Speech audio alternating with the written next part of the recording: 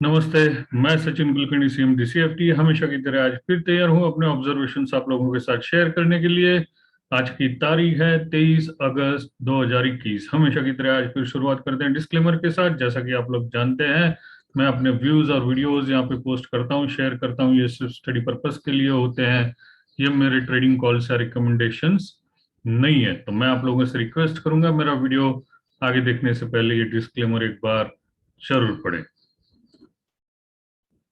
हमेशा की तरह फिर शुरुआत करते हैं निफ्टी के चार्ट के साथ। जैसा हमने फ्राइडे के दिन कहा था, अगर बाउंस आती है तो सबसे पहला रेजिस्टेंस या गैप एरिया होगा 16,560 16,570 का रेंज बताया था। आज का हाई 16,565 66 का लगा हुआ है। वहां से फिर नीचे आ गए। तो स्टार्ट हम इंट्राडे के चार्ट से करते हैं। आवरली चार्ट, 60 मिनट चार्ट यहाँ पे आप लोगों के साथ शेयर किया। अभी भी मिडल एवरेज, मिडल बैंड के नीचे ट्रेड कर रहे हैं। तो कल अगर इसके ऊपर निकलते हैं, सबसे पहला रेजिस्टेंस आज ही का हाई होगा जो आता है 16,565 66 के करीब। और अगर इसे क्रॉस करके ऊपर चले गए तो अपर बैंड जो आती है 16,644 45 के करीब, वहां तक जाने की उम्मीद है। लेकिन बाय तब तक ना करे जब तक ये मिडल बैंड और आज के हाई को क्रॉस करके ऊपर नहीं जाता है। कम से कम आज का मिडल बैंड ये क्रॉस कर जाए, 16,507 8 के ऊपर आ जाए, तो आप एक बार छोटा स्टॉप लॉस लगा के बाय का ट्रेड कर सकते हैं। छोटा stop loss in the sense band band के नीचे वाला ही कोई भी कैंडल उसका लो पकड़ ले। जैसे ये यहाँ पे बताया 16,480, 16,480 आपका स्टॉप लॉस होगा बाय के लिए। और सबसे पहला रेजिस्टेंस आज का है, फिर ये अपर बैंड जैसा अभी मैंने डिस्कस किया। नीचे आते हैं तो शॉर्ट करें इस ग्रीन कैंडल का हाई। आपका स्टॉप लॉस 16,533, ये आपका स्टॉप लॉस होगा। नीचे में लोअर बैंड तक फिर आने के चांसेस हैं। लोअर बैंड 16,370 के करीब। तो कल हम ओपन होके पहले इस रेंज का हाई या इस 2 घंटे की ये जो रेंज है, दोनों कैंडल के हाई और लो ऑलमोस्ट सेम है, तो इसके ऊपर निकलते हैं या नीचे निकलते हैं, उस हिसाब से आप ट्रेड लें। डेली चार्ट के हिसाब से आज हैंगिंग मैन, हैमर, जो भी चाहें कहें, ऐसा पैटर्न बना हुआ है जिसकी टेल ज्यादा है। अगर मैं इसे लाइन चार्ट, ये टेल ज्यादा होना ये क्या बता रहा है कि लोअर एंड से बाइंग हो रही है, बाइंग आई थी, कवरिंग आई थी। इसे लाइन चार्ट पे अगर मैं कन्वर्ट कर दूं तो यहाँ पे हिडन डाइवर्जेंसेस बने हुए हैं। तो ये डेली चार्ट के हिसाब से भी एक बार एक छोटा सा 16,430 के आसपास का स्टॉप लॉस लगा के बाय कर सकते हैं। टारगेट आप हिडन डाइवर्जेंसेस के काउंट कर सकते हैं, या ऊपर में 16,767 भी टारगेट आ सकते हैं। उसके लिए स्टॉप लॉस होगा 16,433 का। बैंक निफ्टी देखते हैं।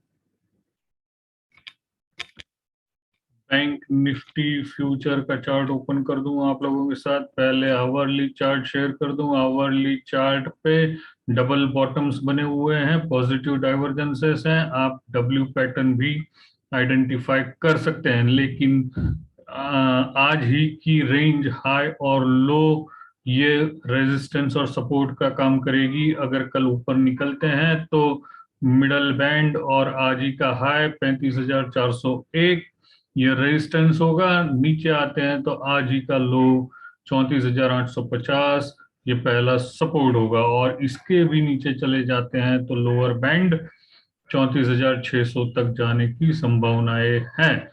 पर मैं उम्मीद मुझे ये है, अभी यहाँ पे जैसे डबल बॉटम और पॉजिटिव डाइवर्जेंसेस बन रहे हैं, तो नीचे आते हैं तो बाइंग चांस होगा, या मिडल बैंड के ऊपर चले जाते हैं तो भी बाइंग चांस होगा। एक बाउंस एक्सपेक्टेड है।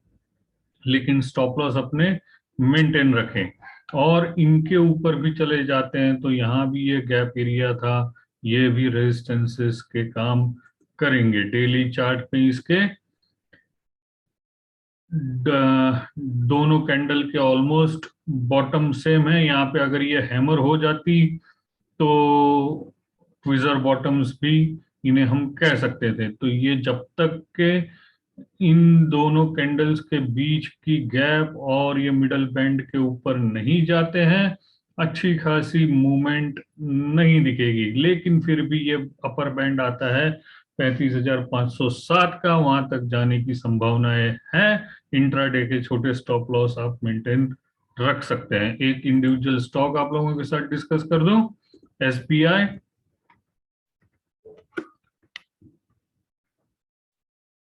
एसबीआई हैमर बनाया हुआ है, यहाँ पे आप देख सकते हैं इन दो कैंडल्स के बीच में गैप था, वहां पे पहले एक बार ये सपोर्ट लिया था, पियर्सिंग लाइन बना के ऊपर निकले थे।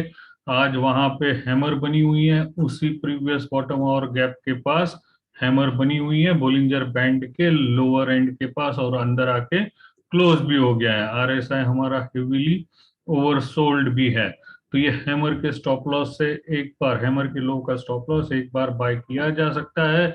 सबसे पहला रेजिस्टेंस इन दोनों कैंडल के बीच की गैप होगी 14,1819 के, 418-19 के करीब।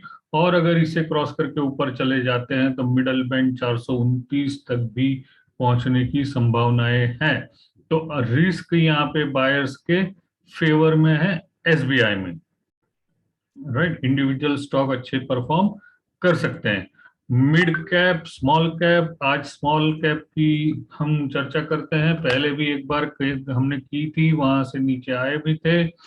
स्मॉल फ्री 100 इंडेक्स का आपको यहाँ पे मैं चार्ट बता दूं, जैसा ये डेली चार्ट मैंने ओपन किया हुआ है, 2020 के बॉटम से जो इसमें राइज आ रही थी, हर करेक्शन पे आरएसआई 38.2% के करीब आकर, जो हमने यहाँ पे एरोज बना के दिखाए हैं, बाउंस दे रहा था और इंडेक्स भी ऊपर चला जा रहा था। अब इतने दिनों के बाद पहली बार हुआ है, जैसे ये मल्टीपल बॉटम्स पहली बार अभी फिलहाल ब्रेक हुए हैं, तो ये सबसे पहली खतरे की घंटी है। आरएसआई की रेंज शिफ्ट हो गई है, तो ये पहली खतरे की घंटी है। स्मॉल कैप्स में जहां जहां आपको प्रॉफिट बुक करने के चांसेस मिले, करते जाएं, या इंडिविजुअल स्टॉक के चार्ट के हिसाब से परफॉर्म करे। प्रॉफिट बुक करने के चांसेस मैं इसलिए कह रहा हूं कि अभी हम एग्जैक्टली वीकली चार्ट के हिसाब से मिडल बैंड के यहाँ रुके हुए हैं, वही सपोर्ट लिया। ये मिडल बैंड है 9543 का, और आज का लो था 9569 का, तो ऑलमोस्ट वहीं पे रुके हैं। अगर ये मिडल बैंड ब्रेक हो जाता है तो serious problem small cap index में आ सकते हैं। लेकिन जब तक ये मिडल बैंड के ऊपर हैं, तो एक बार प्रॉफिट बुक करने का चांस आप लोगों को जरूर मिल सकता है। एक बाउंस आएगी, लेकिन उस बाउंस में फिर तेजी की न सोचे, जो ऑलरेडी होल्डिंग्स है उनमें से कुछ प्रॉफिट बुक किया जाए, पोजीशंस कम की जाए। मैं उम्मीद करता हूं हमेशा की तरह आपको मेरा आज का ये वीडियो पसंद आया होगा। कल फिर मिलूंगा अपने ऑब्जर्वेशंस के साथ, तब तक के लिए धन्यवाद। और आज लाइव स्ट्रीम के लिए माफी मांगते हैं, सॉफ्टवेयर्स के प्रॉब्लम की वजह से हम कंटिन्यू नहीं कर पाए, लेकिन थर्सडे के दिन फिर मिलेंगे 2:30 बजे लाइव स्ट्रीमिंग के लिए। इन बिटवीन डेली वीडियोस तो हमारे आते ही रहेंगे। Thank you.